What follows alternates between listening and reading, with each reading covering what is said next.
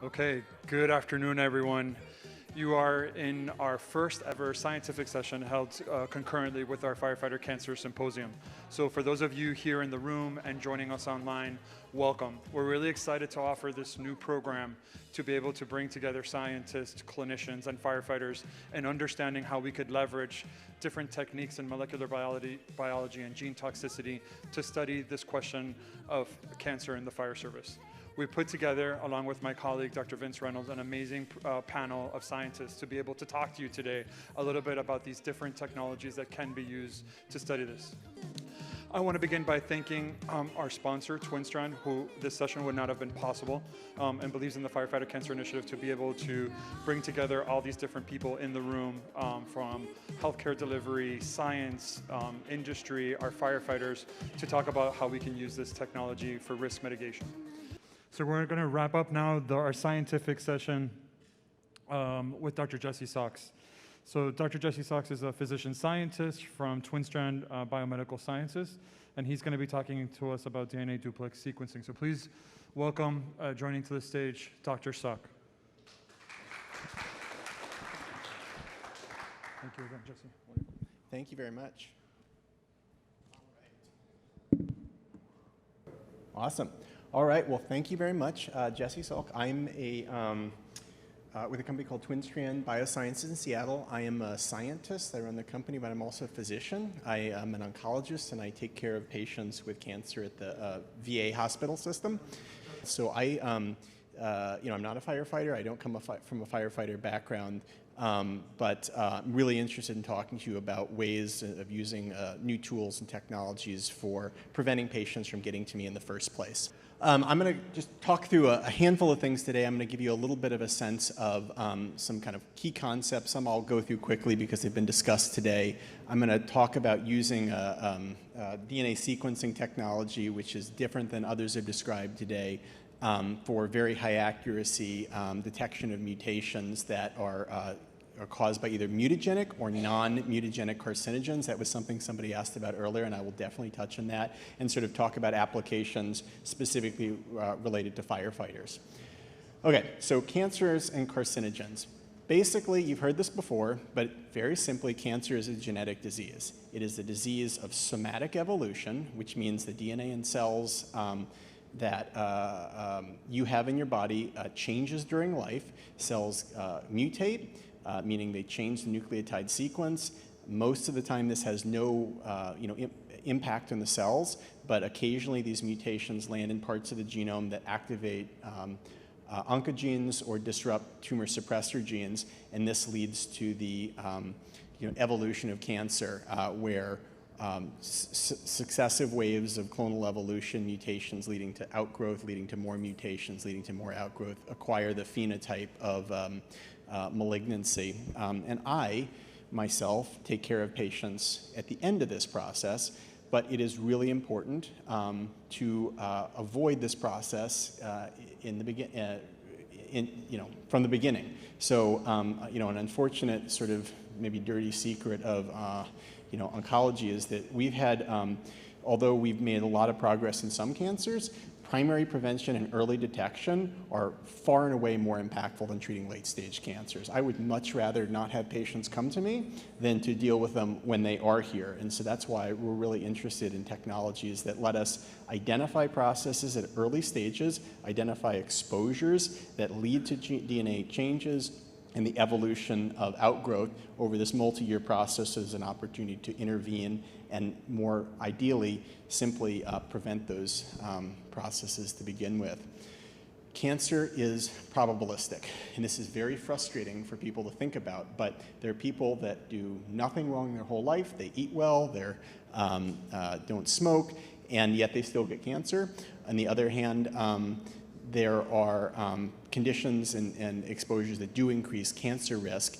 And so just because we know that a certain exposure is associated with cancer risk doesn't guarantee it will happen. And similarly, there are people who can get cancer who had no known exposure, and it's not fair. So probabilistic means there are things that can be done to increase or decrease the risk, but it's not absolute. And this is one of the challenges for doing cancer research. Relating an exposure to a cancer is something that is historically difficult. We know, and we know in firefighters, for example, through epidemiology, where we look at a population and we say a certain percentage of people were exposed to something and a certain percentage weren't. The average risk of cancer is higher in the exposed than the unexposed population. That's useful, but what it doesn't tell you exactly what's going on in a single individual person. I do experimental studies where we take a compound we think is a carcinogenic, we expose some animals, we expose some bacteria, and we look for this association, but that doesn't necessarily reflect what's happening in humans. We use biological plausibility, understanding mechanisms that are, molecular pathways that are, activated or deactivated in cells to infer what's going on, and kind of try to aggregate multiple pieces of evidence together to say this exposure increases or decreases risk. But it's challenging. Exposures are not, to humans do not happen in a laboratory environment. We don't randomly assign a pure compound, dosed daily for 1 month into some humans and not into others. Exposure can come from many forms. In firefighters, it can come from skin contact. It can be inhaled, ingested.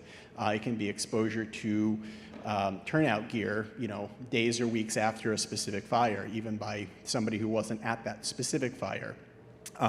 Exposures can occur in these complex mixtures, which we don't even necessarily know everything that's in it, being burned in a fire that one is being exposed to. And it's just not practical to do these type of experiments where we know exactly what's going on that's human relevant for firefighters using these model systems. Another thing that's just inherently challenging is cancer. The greatest risk factor for cancer is aging. The biggest risk factor is getting older. That does not mean that an exposure didn't contribute to cancer, but it is very easy for someone to say, well, yes, you were exposed, but old people get cancer. Maybe, maybe not. It's really hard to say. And this is one of the kind of challenges from an advocacy perspective, is to say, well, in the absence of data, people can sort of make judgments and underweight evidence that is maybe not great evidence one way or another because the data just simply doesn't exist. So these are some of the historical challenges, and I'm going to put together some just kind of really, kind of conceptual case studies for you. So let's just say we know in a population like, let's say, firefighters, that the cancer risk is higher at any given age in exposed compared to unexposed individuals. Doesn't mean that somebody is guaranteed to get cancer at a given age, but we know that across the population the risk is higher. In both populations the risk goes up with age, but it is an absolute higher risk in one population than the other. So how does this apply to an individual? Not a population, but an individual. Case study 1. Got 2 people with cancer. One's older, one's younger. They were both exposed. How do we know that a person's cancer was caused by that exposure? We know the absolute risk based on a population of exposed versus unexposed individuals is higher in one group than the other. And we can say in person A, the absolute risk is significantly higher compared to age-matched controls, but it's not 100%. There is still a chance that that was not caused by that exposure. So if we ask this question, right now we say, I don't know. We know the risk is higher, but I can't say for absolute sure. And that's challenging. Second study, 2 people without cancer. I was exposed to, fire at a plastic factory. Will I get cancer as a result, given that I know there was polyaromatic hydrocarbons released by that fire? Right now, I can say, I don't know. It's more likely, given your age, or given the exposure, but I can't say for sure. Case study 3. My buddy got cancer. He thinks it was due to exposure X. Have I been exposed to exposure X? I was maybe at the same fire, but maybe I was in the truck that came along second. Right now, the answer to that is, I don't know. Let's hope not. So these are very rational, logical questions that are important for individuals, they're important for researchers, and they're important for people trying to design policies and tools to make things better. And right now, we just don't have the data. We can say at an aggregate population level, risk is higher, but I can't say anything very easily about an individual. And that's where the biggest challenges lie. Historically, there has simply not been clear or objective ways to link an individual's cancer to an exposure. Even if a chemical is known to be a carcinogen, it's hard to know how much somebody has been exposed. It's hard to know the absolute magnitude of the risk. We can say that among 500 people, the overall average risk is higher, but some people get cancer and some don't. Nobody likes statistics, and in the absence of having really objective data, it's very easy to spin somebody's cancer, lack of cancer, one way or another. And this is where a lot of challenges of politics or decision making or policies come into play, where there's a lot of judgment that are just not founded on actual data. And if we had that data, it would be much, much easier to make good evidence-based decisions and investigations. I'm a physician. I take care of veterans with cancer. I get asked all the time, was my cancer caused by exposure to Agent Orange, to the water at a particular military camp, to burn pits, to depleted uranium? And it's hard because I can say the same thing as anybody else. I don't know. Right now, I don't know. I can say your absolute risk was increased based on exposure to those things, but I can't say for sure that your case was definitely caused by that. And that is frustrating for me, just as frustrating it is for the patients. So, and sort of lastly, just because patients get cancer more often as they get older, this doesn't mean that a carcinogen exposure didn't contribute. There are a lot of people who end up with cancer at 80 years old, but it doesn't mean that just because they got a cancer at a common age for getting cancer, as opposed to getting it at an early onset age, doesn't make it any less relevant, but we just can't confirm that or quantify that right now.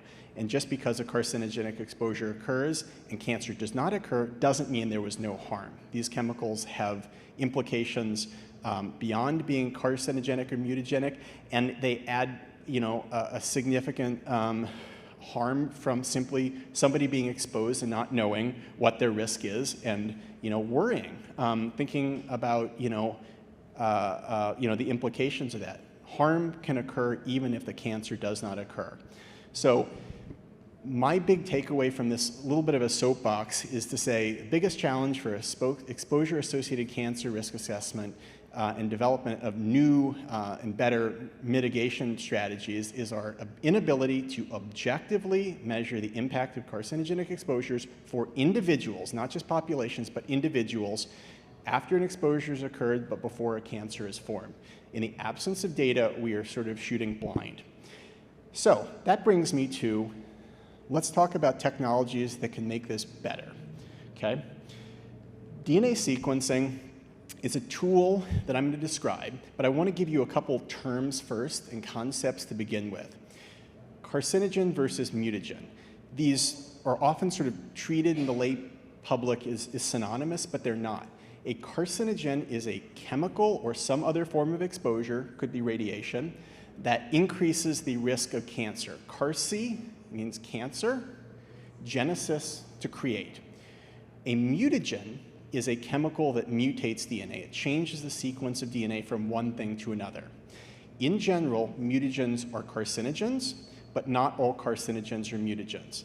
Mutations that occur in the DNA can occur all over the place. Most mutations don't themselves activate oncogenes or disrupt tumor suppressors, but occasionally they do, and it's probabilistic. The more shots on goal you have, the more probability that one of those mutations is going to land in that bad spot. You go to the amusement park, the more balls you throw, the higher the probability of getting that giant teddy bear. Actually, that's probably not true. I think there's no amount of throwing balls you'll ever get to the giant teddy bear, but you kind of get the concept. So carcinogens, broad concept, a mutagen is a subset of carcinogens. Non-mutagenic carcinogens is the delta, the space in between. There are chemicals that generally act, and they can act through many different mechanisms, but fundamentally, cancer is a disease of somatic evolution.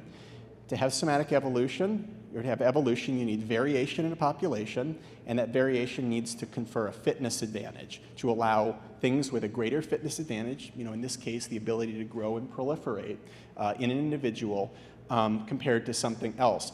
And so adding more mutations increases the probability of those kind of more fit or more, greater growth potential cells, but also anything that acts to sort of suppress normal anti-cancer mechanisms, things that cause cell proliferation, decrease cell death, decrease the immune surveillance, things that clear out cancer cells.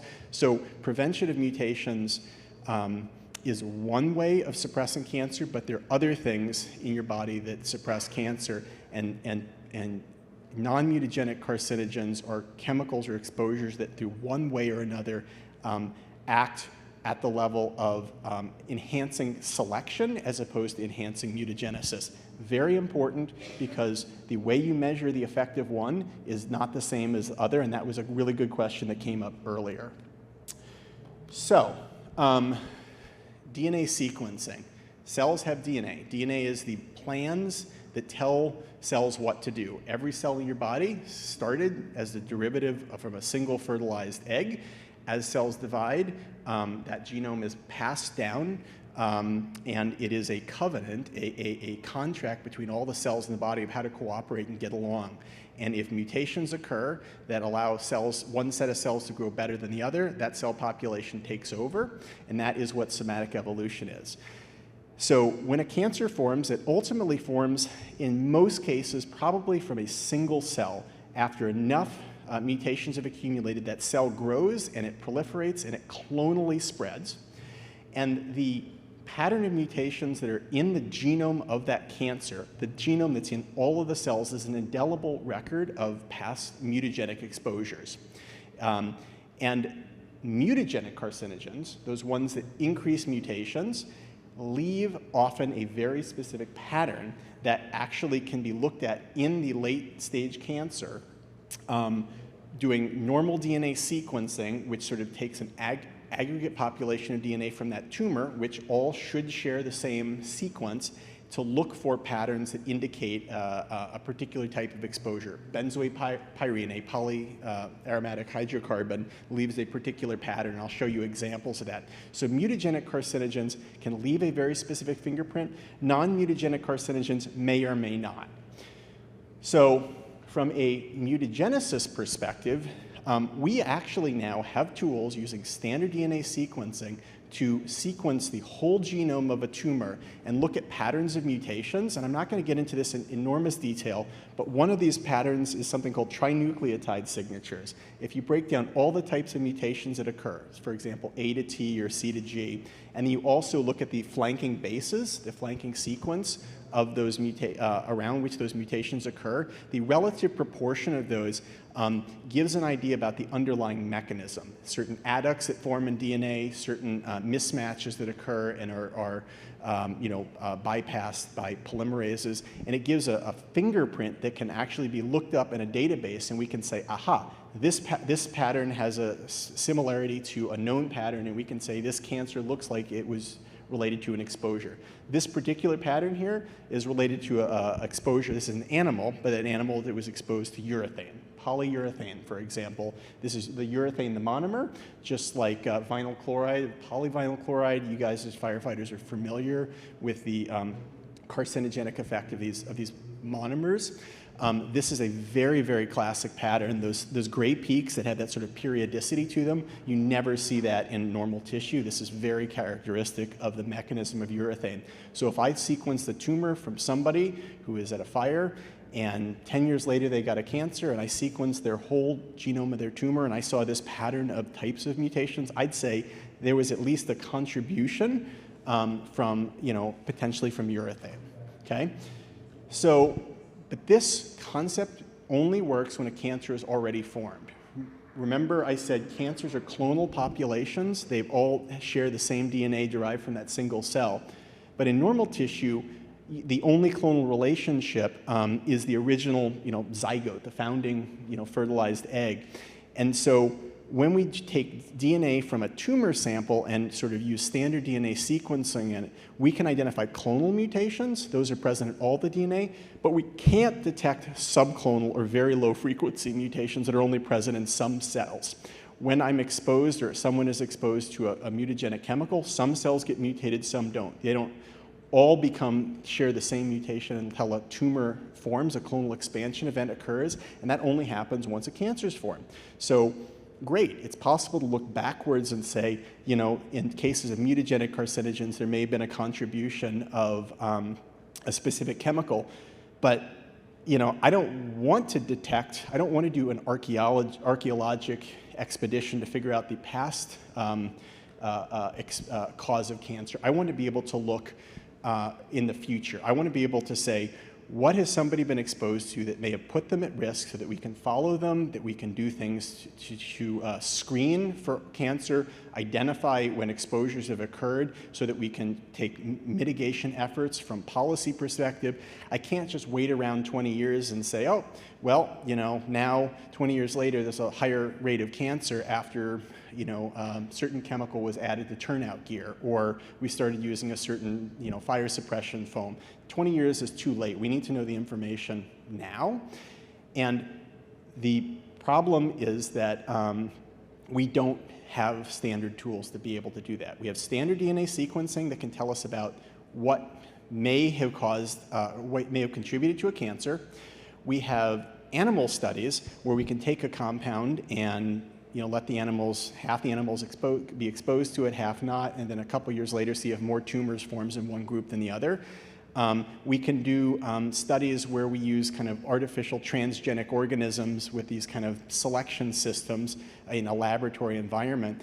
But wouldn't it be great if we could just take DNA from normal non-cancerous tissue, or a easily accessible substance like blood or urine or saliva or skin scraping from an actual human, where the exposures are real world and they are reflecting of something that's more complex than can be recapitulated in a laboratory environment, and just sequence the DNA and say, do we see these patterns of mutations occurring now, so we get information now that helps us inform decisions and policies that can reduce the risk of cancer, rather than waiting for a long time. Problem is, standard DNA sequencing methods have error rates that are much, much, much too high to see chemically induced mutations. When these occur, and you heard about the PIG-A assay earlier, you heard about Ames assay earlier, these are sort of assays that either screen large numbers of cells or rely on a biological selection system to amplify a signal. But random mutations, even from the most potent mutagen, occur on average at levels of 1 in 100,000 or 1 in a million. If you look at a single nucleotide, they are not common. And so if the standard sequencing technologies have an error rate of 1 in 100, and we need to be measuring something on the order of 1 in a million or 1 in 10 million, we simply are not going to be able to see it, because the background noise vastly overwhelms the signal. So this is standard DNA sequencing, and this is a kind of a simplified version of one way to look at it. I'm showing you on the lower left here a 400 base pair region of the human genome. Human genome is huge, 6 billion plus base pairs in a diploid human genome, but I'm just showing you just 400. The x-axis shows the position along this particular region of the genome, base pair 1, 2, 3, 4, 5, 6, etc. Each little tick along there is a nucleotide position, and the height of the bars is the proportion of molecules, or proportion of cells in the sample that's being looked at that has a mutation. And so with inherited genetics, say, you know, you want to know, did I get a gene for blue eyes or brown hair or whatnot? You know, these typically occur, you know, you either get, you know, 2 copies, you know, one from mom, one from dad. You could have a variant from one parent or both parents. Homozygous means it's from both parents and it's present in 100% of cells.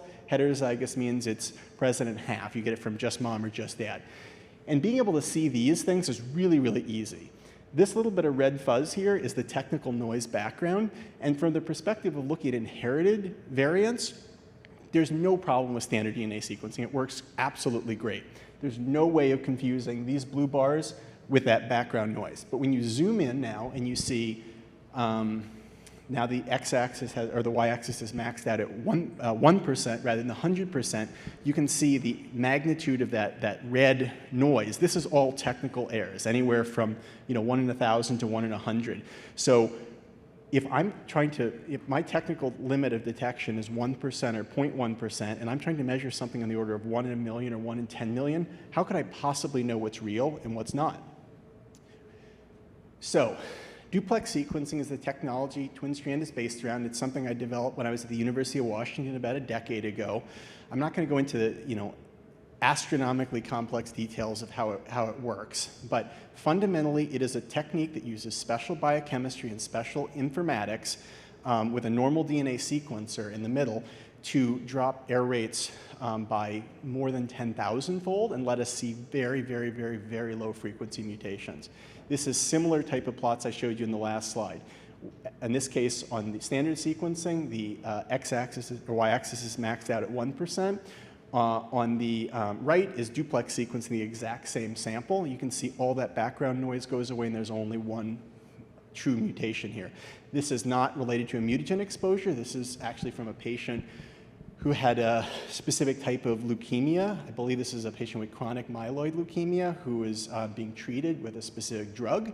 And this patient actually relapsed several months later, and the mutation that was present at 0.2% here, well below the limit of detection with standard sequencing methods, was the one that actually caused the relapse. It prevented this drug from binding to a specific receptor. And had I known that as an oncologist, we would have been able to switch that patient's drug to something else and prevent that relapse potentially.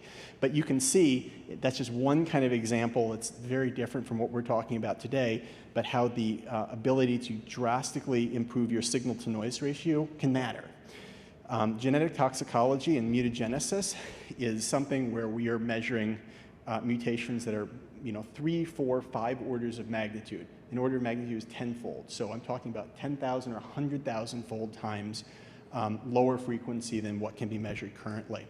The way the technology works, again, without me getting into it in great detail, is that we apply a special label to every single one of trillions of molecules in a test tube, and a subset of those molecules from a portion of the genome we pull out, and we put a unique fingerprint in every molecule in such a way that we can look at the sequence reads that come out at the end and group them together by a variety of copies that came from an original top strand or original bottom strand of a molecule. One of the ways cells maintain a high fidelity of DNA replication is comparing the sequence of the two strands and using that for error correction, and we are applying that and sort of recapitulating that with a biochemical tool. It is, under the hood, is quite a bit more complicated than described, but I think for the purpose of this, just know that we're using special chemistry and cloud-based informatics, sort of supercomputers in the cloud to generate this error correction and drop error rates below 1 in 10 million. Last sort of concept here in terms of nomenclature. Clonal mutation is a mutation that's present in all or most cells. For example, in a tumor, like the pink set of cells at the top. A random mutation is something we describe as something that's present in one or a couple cells, really low frequency thing that is maybe reflects a mutagenic exposure, but not necessarily a cancer process yet.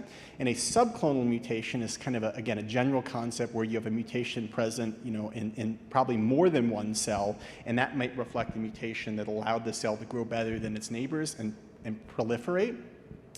And in the couple of data slides beyond this, you'll hear me refer to these terms. So I'm going to start with mutagenesis. Remember, that's chemicals or exposures that increase the rate of mutation accumulation, which is carcinogenic by virtue of creating more shots on goal, more opportunities for these mutations to land in a bad part of the genome. We can measure any part of the genome as a surrogate of that. We don't need to necessarily measure these specific parts of the genome that we're concerned about, and that's exactly the thing that we were talking about earlier with the reporter in a bacterial assay, being a surrogate for what's going on around the genome. What we do is we take a portion of the human genome, our standard assay, we take about 50,000 bases. We look at neutral portions of the genome, those that probably have no functional consequence one way or another, and we sequence about 1 billion nucleotides, so 10 to the 9th or so nucleotides. And we very simply, we count how many of those nucleotides are mutated divided by the total number of nucleotide sequence. It's pretty simple. If I was going to do this with standard sequencing and I measured 1 billion nucleotides, I would find 1% of those were mutated. So 1% of 1 billion is 10 million. 10 million nucleotides mutated. That would almost entirely be technical errors. we are now able to drop the error rate so low that I can measure, for example, this is animal data. This is looking in lung, spleen, and blood, and looking at either VC, vehicle control, or urethane, and showing that in these animals, if in this animal, for example, we found about 16 mutations, and that was out of, in this case, 189,664,560 nucleotides sequenced, and 16 divided by that equals 8.43 times 10 to the minus 8. 10 to the minus 8 is 1 in 100 million. So this is 8 per 100 million. Is that right? Or 8 per 10 million. Anyway, very, very low. You do the math yourself. It's late in the day. You can see the order of magnitude that we're looking at here, just below 10 to the minus 7, so just below 1 in 10 million. And that is pretty nuts. Each one of these bars is a replicate, so it's a different animal. You can see in the lung vehicle control compared to lung urethane, the proportion goes up. This exposure significantly increases the mutation burden. We can see it in spleen, we can see it in blood. Blood can be non-invasively sampled.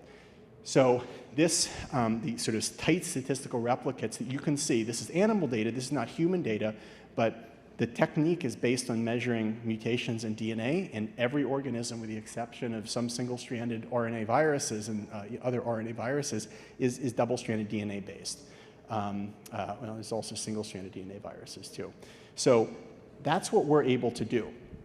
Benzoate pyrene, you've heard about this before. This is a polyaromatic hydrocarbon, major carcinogen in cigarette smoke, major carcinogen in wood fires and other fires, right? These are animals looking in bone marrow. We can see low, medium, high dose creates a low, medium, high induction of mutations. We see mutations can be induced in many different tissues. The time course at which mutations occur differs in the tissue. Liver, it takes longer because it's a slower dividing tissue. Bone marrow, it goes up very quickly. Stomach, the gastric epithelium turns over relatively quickly. In blood, we can see this a little bit later in blood than bone marrow, and the reason for that is it takes longer time for the white blood cells in the bone marrow to mature and make their way out into the periphery. So dose response, time response. But we can do much more than simply look at the frequency of absolute frequency mutations. We can look at the spectrum. We can look at the pattern, the proportion of, say, T to G mutations versus T to A mutations. And in this particular case, we were looking at, this is that same data, untreated versus urethane. And when we put into a computer the relative proportion of mutations in each of these samples, not the total number, but just simply the proportion, you see that there's clearly a much higher proportion of certain types of mutations with certain mutagens than others. This was something called unsupervised hierarchical clustering, which is basically to say we asked the dumb computer, without giving it any information, just saying, here's a bunch of relative proportions, group them together most logically. And the computer said, okay, and it created this phylogenetic sort of dendrogram up here, and it was able to perfectly distinguish the treatment from the treated from the untreated samples based purely on the proportion of mutations. And this mutation spectrum would be quite different depending on what the mutagen is. I already talked about trinucleotide mutation signatures, and that takes it to the next level. We look at the type of mutations as well as the adjacent flanking bases. Mutation trinucleotide spectrum of benzoate pyrene, a polyaromatic hydrocarbon, on the top looks quite different than ENU, an alkylating agent in the middle, looks quite different from urethane in the bottom. There's mathematical ways of defining all this, but if you I put this here just for eye, that you can see, yeah, there's something clearly different between this and that, and we can actually use a deconvolution method to take an unknown and say what proportion of this signal appears to come from this type of mutation signature, that type of mutation signature. So we can look at incredibly low frequency in normal tissue after an exposure without a tumor forming. We can see induced mutations from mutagenic chemicals. We can infer the type of mutagenic chemical based on the simple spectrum, and more so with the trinucleotide spectrum. So in normal tissue that looks normal under a microscope, and in this case, this is within 1 month of exposure in animals, and we have data down to 1 day in some types of other tissue. That's in vivo in animals. What about in vitro? We can look in cell culture. This particular case, this is a paper we published recently with the FDA, we looked at an organoid. This is actually a piece of actual human lung tissue supported in culture. It has little cilia that beat, and this was exposed to EMS, which is an alkylating agent, a mutagenic chemical. We could see very clearly a dose response to this. This exact system you can blow smoke on. So we can treat it through the basement membrane, through the liquid, but through the apical compartment, you can actually blow smoke on it. We can actually look at gas phase mutagenic exposure in an actual human sample in a laboratory in a controlled way. What about in human? That's really what we're here talking about today. I don't have data from firefighters, but I have some data to show you from another more global health application. There's a chemical called aristolochic acid, which is present in a class of plants called Aristolochiae. This is used in traditional Chinese medicine. It also can end up contaminating crops as a weed that gets kind of co-harvested with grains. It is a potent mutagen. It causes hepatocellular carcinoma and upper ureteral cancers, and kind of in the kidney and upper tube that connects the kidney to the bladder. We know there's a very specific mutation signature, and if we look in non-cancerous tissue from people who are exposed to this, we can identify the signature in exposed versus non-exposed, but we can look in non-invasively collected samples, blood or urine, and see the same pattern in people without cancer but who have been exposed. And I can quantitatively say, remember I talked about that fancy deconvolution, something called non-negative matrix factorization. I can say, in this particular case, 16.6 of the mutation signature in this sample we could attribute to this. And this is a piece of the actual tissue, and it's something that's objective and mathematically defined. It's not me sort of squinting at it. There's actual math underneath it. Work with a very famous group at Duke University on this. Something I've talked to a couple of you about earlier actually is that we've been approached several times actually about the idea of not just looking at humans, but looking at pets, looking at animals in the environment, looking in apex species downstream of, in a river where there might be a toxic exposure or release upstream, to use them as a biosensor, kind of like a canary in a coal mine. In theory, canaries were brought into coal mines, right? They were to, kind of be an early detection signal for hazardous gases. We don't really do that anymore, but theoretically, this guy Haldane, almost 100 years ago was advocating doing this. It's just interesting, if you think about this, if you actually were going to take a canary in a coal mine, and we were able to take a blood sample from that canary and sequence it, we would see a benzoate-pyrene signature probably. So we can apply this to any organism. I'm not going to talk about this today, but I showed you some examples that I think are kind of they're relevant and sort of show off a representative piece here and there of the technology. We use this for a lot of different things. We have a study, we're working on someone using this technique as a dosimeter for ultraviolet radiation in human skin. We've worked with mice treated in particle accelerators that are simulating what's called mixed galactic radiation, which is the type of heavy nuclei radiation you'd expect outside the Earth's magnetic sphere on the way to Mars, as opposed to the space station. We will be doing studies in human astronauts. We've applied this to a variety of bacterial systems, to the mitochondria, which is an organelle that has its own genome, aging, neurodegenerative diseases, germ cell, and a lot of stuff that's very much not related to firefighters now, new gene editing technologies, things like CRISPR, which don't always edit perfectly. So really powerful tool. Any source of double-stranded DNA we can apply this to and look for these mutagenic processes. So, all right, carcinogenesis. Remember, carcinogenesis is the broader term creating of cancer. Mutagenesis is a subset of carcinogenesis. So how could we use a DNA sequencing technology which is measuring mutations from a chemical exposure that acts to create cancer through mechanisms other than creating mutations? It seems very counterintuitive. Well, actually, we can use the tool, but we use it in a different way. A tumor, so shown as these ugly cells that are all purple, same DNA sequence. If we take a sample of that, we can identify clonal mutations that are driving the cancer. But it actually turns out that prior to cancer forming, there's what are called pre-neoplastic fields. There's sort of cells that are kind of partly turned on their way to cancer but haven't become a full-blown cancer yet. And this can predate cancers by decades. We can look in those tissues, and instead of looking at random regions throughout the genome as sort of a random marker, we can actually look in genes that are specifically known to be causative of cancer and look for clonal outgrowths of those in normal tissue. So we're not looking at induction of mutation, we're looking at selection of mutations. And what we're actually measuring is a phenotype, a behavior of a cell, their ability to grow and proliferate in an abnormal way that's outside the normal stem cell hierarchy, but in a histologically normal, so normal under a microscope perspective. So we can detect these pre-neoplastic fields and use that to infer that a carcinogenic process is going on, even if it's not caused by a mutagen. That's a complicated idea. We can try to explain a little bit more at the end. I've got a couple data slides here that are a little bit complicated, and I'll kind of go through them more quickly.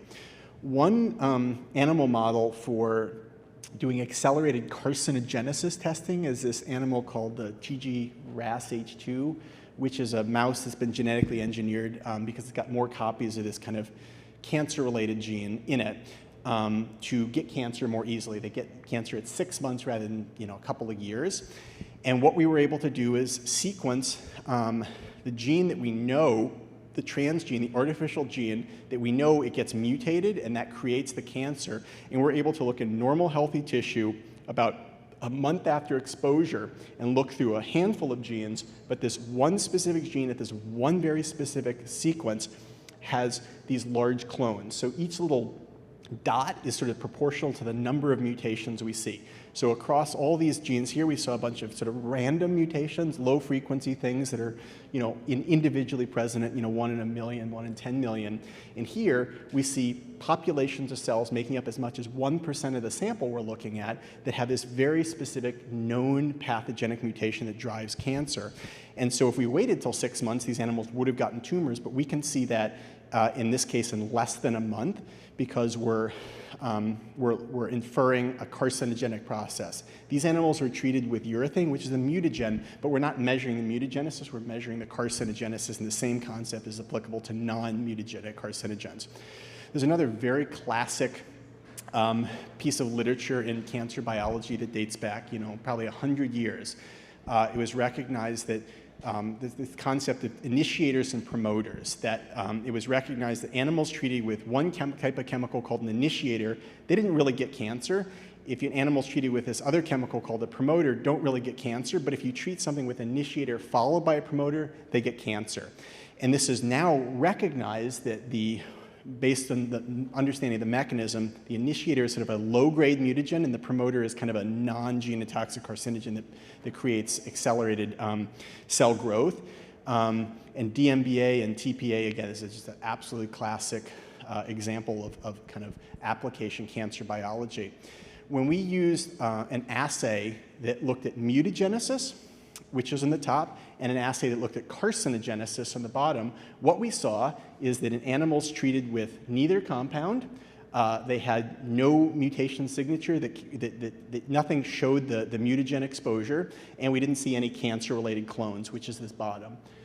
When we treat animals with DMBA alone, which is the mutagen, we see induction of mutations. You see the T to A spike goes up significantly, but we didn't see any clones. I'm showing you 3 different RAS genes. These are very common genes that are found in these tumors when they occur. So I look at HRAS, NRAS, KRAS, and I'm looking at codon 12, 13, and 61, which are the portions of those genes that can create cancer. And I saw basically no mutations, or one random small mutation.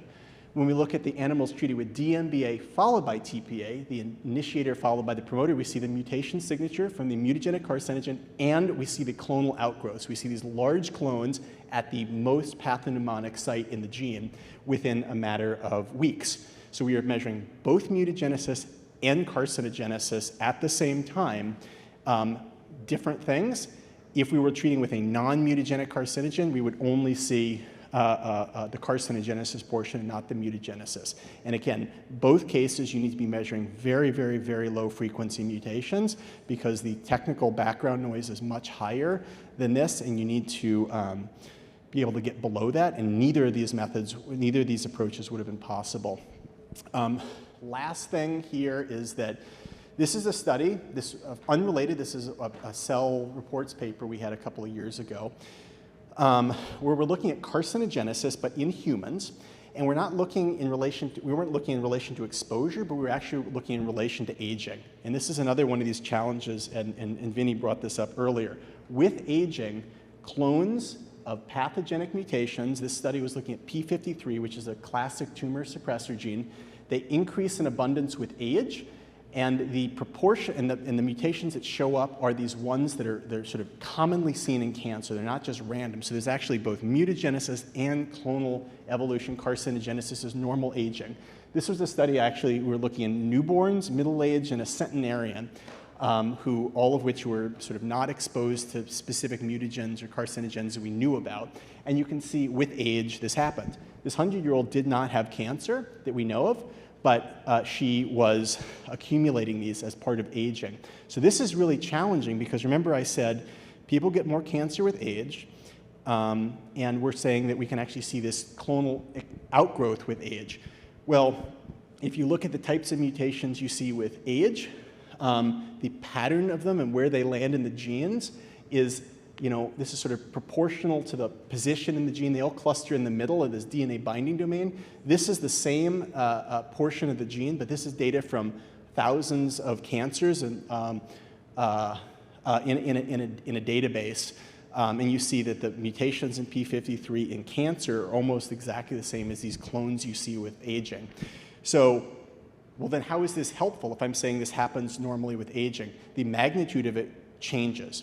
And it changes, and the idea is that we could identify people at higher risk of cancer who have greater than their age expected increase in this. Anecdotally in this paper, we saw a higher abundance of total mutations and clonally expanded cancer driver mutations, reflecting both mutagenesis and carcinogenesis in smokers compared to non-smokers. So how does this really come down to you guys, right, and firefighters? Let me just step back. Remember, we were talking about epidemiology and how average population risk of exposed versus unexposed is helpful kind of to know that a population is at risk and to try to infer the specific things that are causing that risk so we can intervene, but it's really challenging for managing an individual patient or being able to accurately assess in kind of real time whether an intervention is truly helping or not. DNA sequencing techniques, standard DNA sequencing techniques, can currently help in cases of mutagenic carcinogens infer some of the processes and exposures that might have led to the cancer, but that doesn't show up until after a cancer is formed, and it could be 20 years after an exposure. It's a very, very high accuracy method called duplex sequencing, which I showed you data on, lets us identify exposures in people without cancer, potentially be able to measure the life-integrated dose, the tissues that are affected, and the magnitude of the mutational effect. Some people may be at higher risk than other with the same exact exposure because their genetics, make them more susceptible to a given mutagen. So we're able to actually measure the mutagenic effect, not just the exposure. We can compare human data with that of animal studies or in vitro studies like these organoids. So we can sort of bridge this preclinical with actual in-human study data as opposed to having these two worlds of clinical oncology and sort of chemical safety testing, carry that same information across that gap and be able to detect not just mutagenic carcinogens, but also non-mutagenic, non-genotoxic carcinogens, which is something you can't do with an Ames assay, you can't do it with a pig-A assay, you can't do it with HPRT, you can't do it with transgenic rodent assays. I put in this slide a handful of ideas and just concepts to stimulate thought, and we can come back to this, of how we could apply this technology in a research tool in firefighter health. We can look at mutagenic signatures in different samples, non-invasively collected samples from exposed versus unexposed individuals. We could try to infer dose and correlate it with long-term risk. We can look at different types of mutagenic patterns, for example, wildland or hazmat or urban firefighters, and maybe could infer the specific risks. We could look at a lot of things that are not due to the fires, but just chemicals that are used. There was some publications in the last week or so about some of the chemicals in the turnout suits. Turnout gear, I guess. I talked about sentinel species. I talked about looking in things like non-mutagenic carcinogens, and being able to look at this using the same technology at the same time without having to be focused only on mutagenic carcinogens, of which probably fewer than half of all carcinogens are mutagenic. It's probably true that the majority of carcinogens are actually act through non-mutagenic mechanisms or have a non-mutagenic component to it. There are other folks, not just firefighters, who are exposed, military, heavy industry, and there's a lot of similar risk. I think about this a lot in the VA population. I think one of the important things, and we talked about actionability earlier, so identifying risk, quantifying risks is important, but if we have to wait 20 years to see if there's reduction of cancer risk after doing some kind of intervention, better cleaning of fire suits, elimination of certain chemicals, better respirators, that's really hard, right? A lot can happen in 20 years. And we could potentially use this as a quantitative surrogate endpoint of a risk mitigation. Let's say we're concerned about absorption through skin. Maybe there's some new skin cream that makes it easier to clean yourself off to reduce absorption of polyaromatic hydrocarbons. Could we, within a matter of days, weeks, months, actually measure the effect of that risk mitigation effort to know if it's worth trying or not? And without data, you just simply can't ask those kind of questions effectively. And then long-term monitoring of at-risk individuals, people who are exposed, we can identify and track looking for cancer driver mutations, potentially the early signs of a cancer evolving so that we could potentially intervene. In general, early detection is sort of second best after primary prevention for reducing cancer morbidity. I identify someone at stage 1, stage 2, they don't come to me in medical oncology, they're surgically cured, or they have minimal medical oncology intervention. Last night when I was putting these slides together, I kind of wanted to put an acknowledgement slide, and I started trying to put down names, and it was just too much. There are a lot of partners and people we've worked with. We've done studies, we've published together, we've done posters together. Some of the best science comes out of collaboration, and it's just, it's pretty cool to look back and see. And there's people in this room who we've worked with, academia, industry, regulators, that have participated in a lot of the data I've shown you and tons more that I haven't shown you. We have a variety of publications. There's little packets up here with a few of them. For those who are interested, you can find some others on our website. We expect a lot more coming up with a lot of these partners later this year. And, kind of a final conclusion is that fundamentally with sequencing, technical errors obscure truth. Overcoming that noise is essential for asking some of the questions we're trying to ask to be able to really meaningfully impact science and medicine, which is really what we want to do. It's my motivation. It's what the company was formed around, not just having an academic technology, but having something that we could actually translate and use for the betterment of people. I mean, who can't get behind reducing cancer? Human cancer exposure requires studying humans. We don't have good tools for looking at non-mutagenic carcinogens or mutagenic carcinogens in humans. Most of our toxicology data comes from model organisms, and model organisms do not reflect people, and they definitely do not reflect firefighters perfectly. Having accurate information is essential for advocating for change. We can't make interventions, we can't change policy, we can't change compensation, we can't affect risk mitigation. We can't make any decisions if we don't have data, and it's simply too easy to hide one's head in the sand and deny a problem exists or wish it away if we can't measure it. The problems that get ignored are the ones that can't be measured, and if we can objectively measure it in a way that's sort of irrefutable, whether it's there or it's not, you face it head on, and you have to, be able to be confident in what you're measuring. And so we try to, I can't say what the answer is. I can't say, whether a chemical people believe causes cancer, definitely induces mutations or doesn't, but at least we have accurate, true data, and it's real science. And, lastly, be in touch. We'd love to work with you. I showed you a lot of our collaborators. Again, some of those are you guys already, and, this is not, we've never done anything with firefighters. I would love to, given my background in medicine, I would love to do many more studies that involve actual in-human studies, correlating with risk and doing things that impact individual patients, because aggregate recognition of cancer risk being higher in firefighters is all well and good, but we need to be able to manage and mitigate risk for individual people. And this granular ability to look at people as individuals and do precision medicine, precision research, precision epidemiology is really the way I think we can move things to the future. So that's my spiel. Happy to talk and answer questions.